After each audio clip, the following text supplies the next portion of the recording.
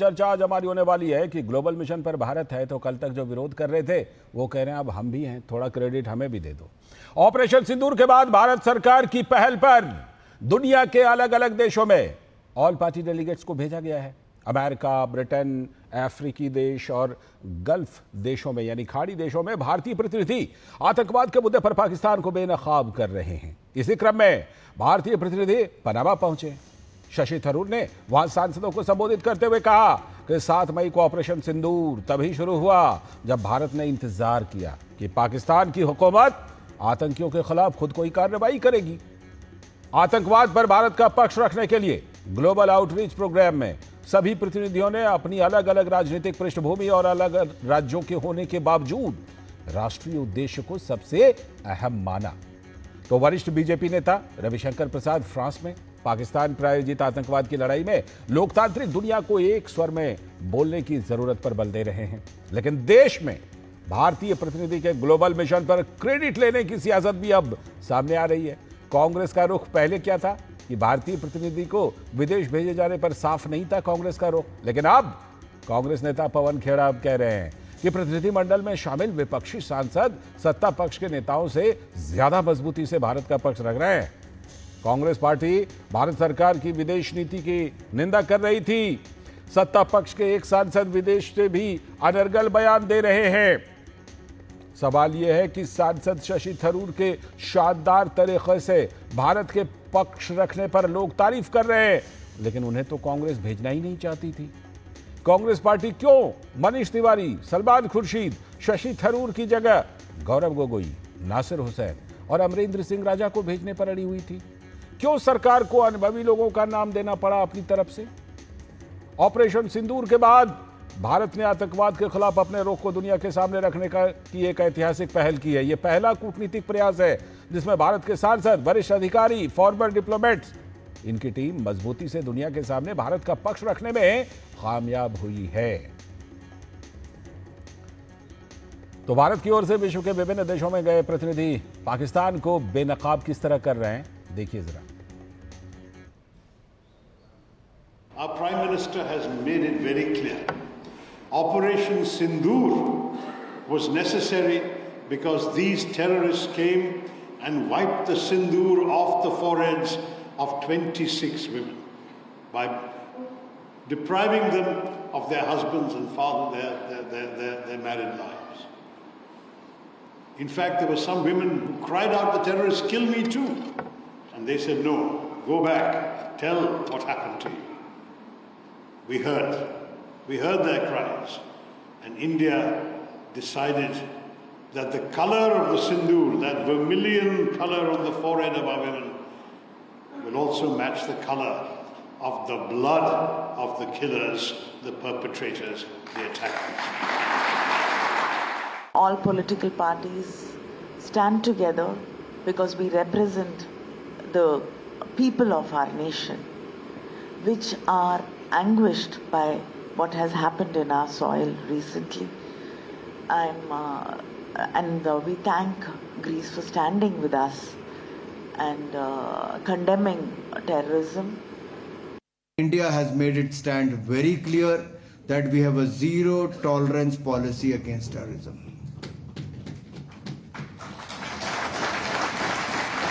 और जो प्रधानमंत्री मोदी जी ने कहा है, तो talk and terror can't go together, trade and terror can't go together, and blood and water can't flow together. You have high-ranking Pakistani military generals, officials attending funeral meets of labeled terrorists. Where else do you see this? I mean, what else can we offer you as evidence? We have diversity in languages, diversity in religion, diversity in the regions of India we come from, the political parties we represent, but the very first message India is giving to the world is when it comes to matters of national importance, national security, we are one and we speak in one voice. देख रहे हैं कांग्रेस जो पहले शशि थरूर को भेजने के खिलाफ थी, अब कांग्रेस के नेता पवन खेड़ा कह रहे हैं कि प्रतिनिधिमंडल में तो विपक्ष के नेता मजबूती से भारत के पक्ष को रख रहे हैं।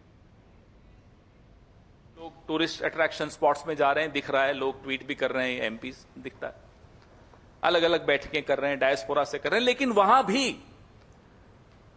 कांग्रेस के विपक्ष के सांसद क्या कर रहे हैं, कैसे भारत का पक्ष रख रहे हैं, वो आपके सामने है।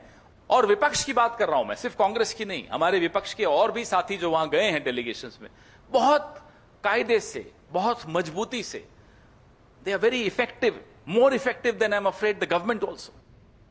पवन खेड़ा के सुर बदले, लेकिन उदित राज के नहीं बदले। जरा सुनिए, कांग्रेस के नेता उदित राज ने तो कांग्रेस नेता शशि थरूर पर चमचागिरी का आरोप लगा दिया। शशि थरूर जी बीजेपी के सुपर प्रवक्ता हैं, जो बीजेपी के लोग नहीं कह पा रहे हैं।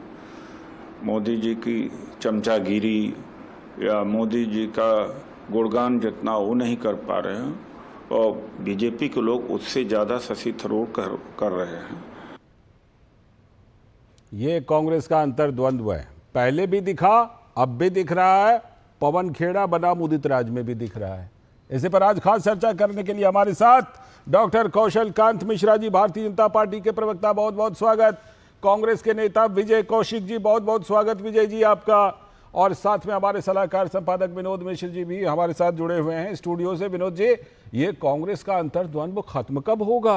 आप देखें, ऑपरेशन सिंदूर से पहले, ऑपरेशन सिंदूर के बाद, बहुदलीय प्रतिनिधिमंडल के पहले, बहुदलीय प्रतिनिधिमंडल के बाद, पवन खेड़ा का रुख, उदित राज का रुख, ये कितने सुर, कितने अंतर्द्वंद्व हैं कांग्रेस के अंदर पूरे मामले पर?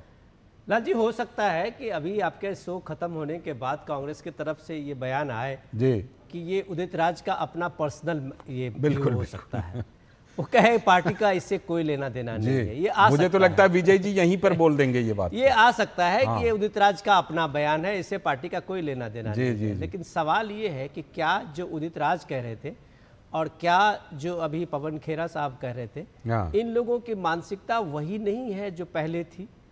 ये पूरे भारत के संप्रभुता पे चोट करने वाला एक बड़ा हमला था।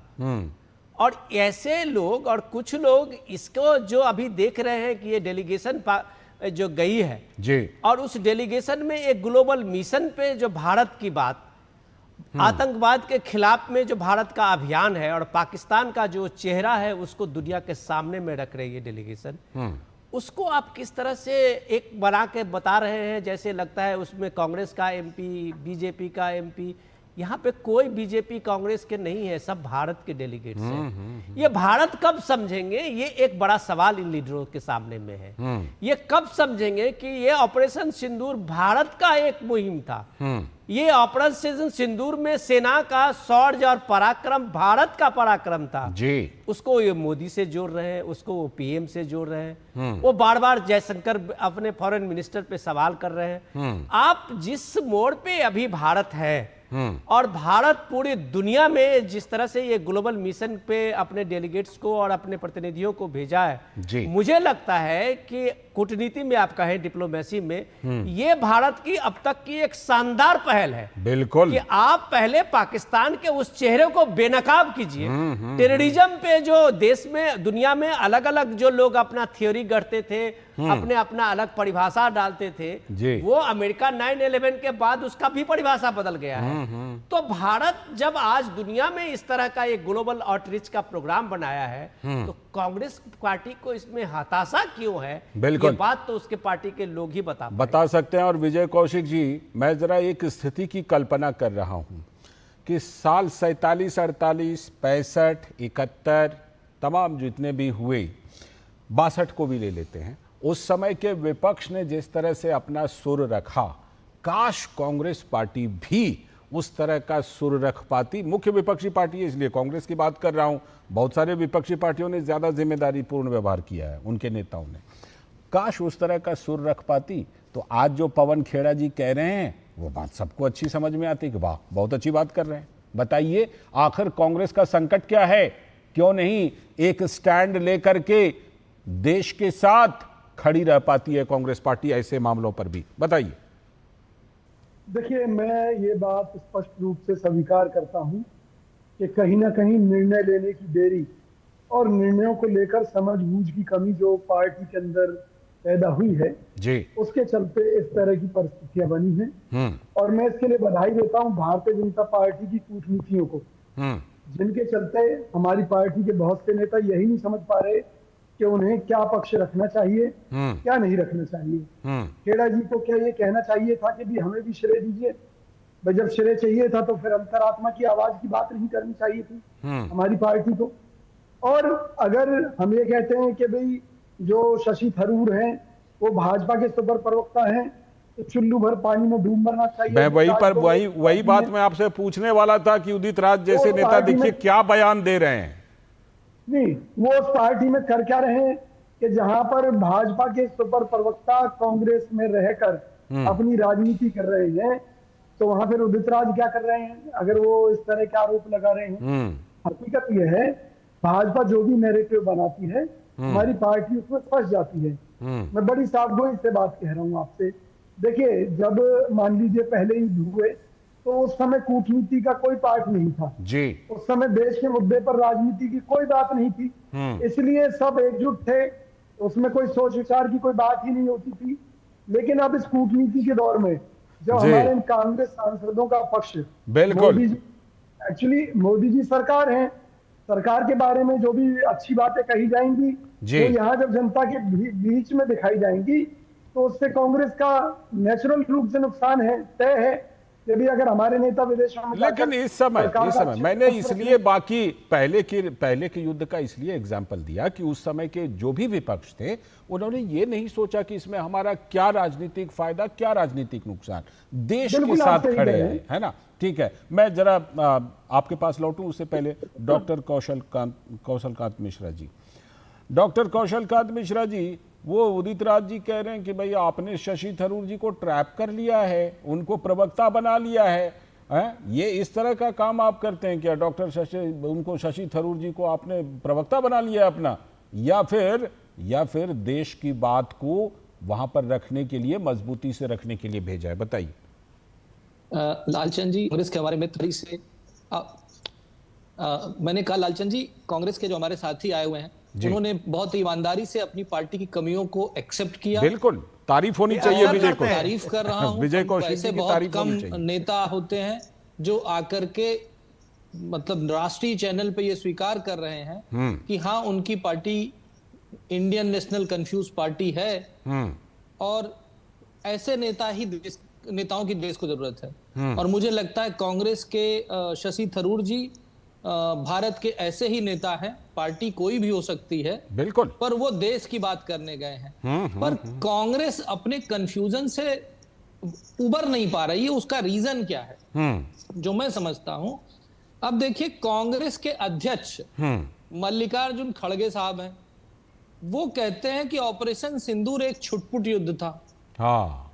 राहुल गांधी अपनी प्रेस कॉन्फ्रेंस में पूछते हैं कि कितने रफेल गिर गए, जिसको कि सेना ने अपने प्रेस कॉन्फ्रेंस में बताने से मना किया था। तो ऐसे लोगों की सरपरस्ती में कांग्रेस के जो लोग जो एक्चुअली देशभक्त हैं वो कंफ्यूज हैं जी कि वो जाएं किस तरफ। यही सबसे बड़ा दुर्भाग्य है कांग्रेस का। जी, लगता है फिर फिलहाल संपर्क कट गया। विनोद जी को लाइए। विनोद जी, जिस तरह से अभी विजय जी कह रहे थे, देश और कांग्रेस पाकिस्तानी मीडिया एक हथियार की तरह इस्तेमाल कर रहा है अंतर्राष्ट्रीय फोरम पे, तो ये तो कांग्रेस को ही सोचना पड़ेगा ना। ठीक है। और जो मेरे मित्र ने कहा कि पहले देश पे राजनीति नहीं होती थी, मैं बिल्कुल सही मानता हूं, देश पे राजनीति नहीं होती थी, लेकिन अगर कांग्रेस के लोग वोट बैंक की खातिर देश का नुकसान करने लगे, वो छोटे मोटे मतलब द्वीप तो वो ऐसे देते थे जैसे वो उनके घर का कोई लड्डू पेड़ा हो, कुछ भी दे देते। ठीक है, ठीक है। कई ऐसे समझौते हैं जिस पर सवाल उठ रहे हैं। फिर से संपर्क टूट गया। विनोद जी को लाई। विनोद जी, जिस तरह से 26/11 का हमला हुआ, उसके बाद सेना तैयार थी, सब लोग आक्रमण करना चाहते थे और उसी तरह की सर्जिकल स्ट्राइक करना चाहते थे, ऑपरेशन सिंदूर के वायुसेना के अधिकारी ने तो पुस्तक में इसका जिक्र भी किया है। ठीक है। प्रधानमंत्री कहते हैं कि अगर हम ऐसा करेंगे तो कहीं ना कहीं देश का उनका वोट बैंक को खतरा होगा। बिल्कुल, बराक ओबामा की पुस्तक में इसका जिक्र है। बिल्कुल सही कह रहे हैं आप। सैम मानिक शाह और बाबू जगजीवन राम चाहते थे कि पाकिस्तान ऑक्युपाइड कश्मीर उस समय ले लिया जाए, लेकिन इंदिरा जी किस प्रेशर में वापस ले ली। तो एक्चुअली कांग्रेस कहीं ना कहीं उसका नाम बदल करके इंडियन नेशनल कंफ्यूजन पार्टी रख देना चाहिए। ठीक है, मैं इस पर जवाब लेता हूं, लौटता हूं। अंतरराष्ट्रीय लेवल पे और राष्ट्रीय लेवल पे वो कंफ्यूज पार्टी है, तो उसकी बातों को सीरियसली ना लें। ठीक है, लौटता हूं, दूसरी चैनल पे ना चलाएं। कौशल जी लौटता हूं। विनोद जी जो बात विजय जी कह रहे हैं उससे तो ये पता चलता है कि कांग्रेस में नीति का संकट है, और ऐसे क्रूशियल मौके पर भी। बाकी चीजों में आप ठीक है, इलेक्शन कैसे लड़ रहे हैं, क्या कर रहे हैं, वो एक अलग विषय है, लेकिन बात जब देश हित की हो तो इसमें तो बिल्कुल एक लाइन निर्धारित होनी चाहिए। इसमें पवन खेड़ा के अलग सुर, उदित राज के अलग सुर, कोई बयान देके पाकिस्तान के टीवी चैनल पर हेडलाइन बन जाता है। ये तो प्रमुख विपक्षी पार्टी का व्यवहार नहीं होना चाहिए। लाल जी, पवन जी, ये हम लोग जो विजय जी को जानते हैं वो पुराने पीढ़ी के नेता है जी। वो उस पीढ़ी के नेता है जब उन्होंने देखा था कि 1971 वार के बाद भारत का पक्ष रखने के लिए इंदिरा जी के अटल बिहारी वाजपेयी को भेजा था। आपने उसके बाद भी देखा कि नरसिंह राव के समय में भी प्रधानमंत्री नरसिंह राव थे, तो Atal ji United nation security council में भारत के पक्ष को रखने गए थे। ये एक परंपरा देश की रही है। इस परंपरा को आपने किस तरह से प्राइम मिनिस्टर मोदी का जो रहा है अभी पिछले 10 साल में कांग्रेस पार्टी, इसलिए डॉक्टर साहब अभी कह रहे थे कंफ्यूज पार्टी है। वो कंफ्यूज तो मैं नहीं कहूंगा, लेकिन सवाल ये है कि पार्टी का आखिर नीति निर्णायक जो लोग हैं वो कौन लोग हैं। अगर मैं सिर्फ एक विजय जी के सामने में लिस्ट का ही उदाहरण दूं, सरकार की तरफ से जब ऑल पार्टी डेलीगेशन की बात हुई थी तो सरकार की तरफ से सभी पार्टियों को नाम भेजने के लिए कहा गया था। और उस नाम भेजने के नाम पे आपने क्या नाम भेजा? आपने भेजा कर्नाटक के सांसद है नासिर हुसैन को भेजा आपने, गौरव गोगोई को भेजा, जो दोनों जो अभी शख्सियत है वो पाकिस्तान के मामले में खुद अभी कई कंट्रोवर्सी में है।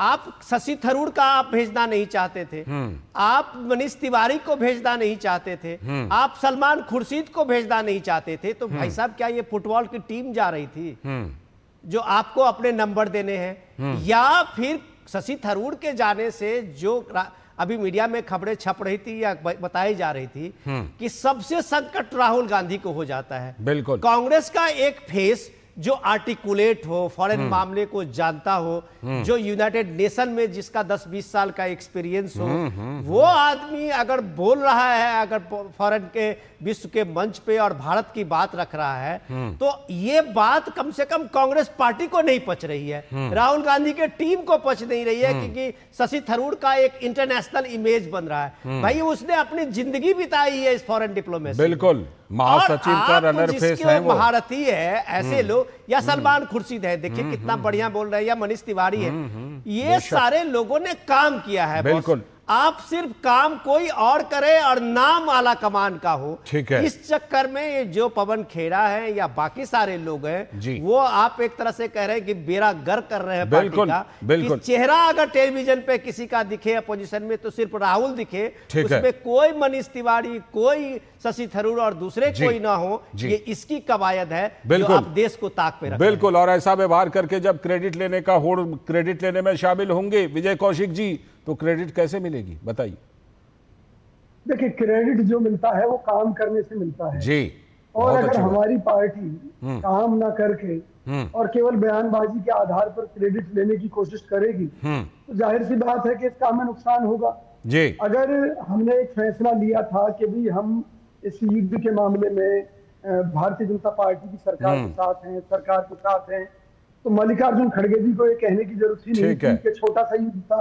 क्योंकि सरकार की तो ऑफिशियल स्टेटमेंट है कि हमने तो युद्ध किया ही नहीं, हमने तो बॉर्डर क्रॉस किया ही नहीं। मैं देखता हूं शायद पवन खेड़ा जी के कहने पर कौशल कांत मिश्रा जी थोड़ी उदारता देखकर क्रेडिट देने के लिए तैयार हो जाएं। बताइए, आप क्रेडिट देने के लिए तैयार हैं कांग्रेस को, कौशल कांत मिश्रा जी?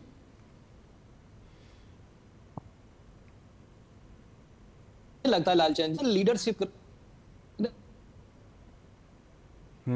कुछ संपर्क में दिक्कत आ रही है फिलहाल। बहुत बहुत शुक्रिया डॉक्टर कौशल कांत मिश्रा जी, विजय जी आपका भी और विनोद जी आपका भी जुड़ने के लिए बहुत बहुत शुक्रिया। एक छोटा सा ब्रेक लेते हैं यहाँ पर, और ब्रेक के बाद जब लौटेंगे तब बात करेंगे हिमाचल से। एक बड़ी खबर है कि एक मामले पर सरकार और नौकरशाही में ठन गई है। इस पर करेंगे बात।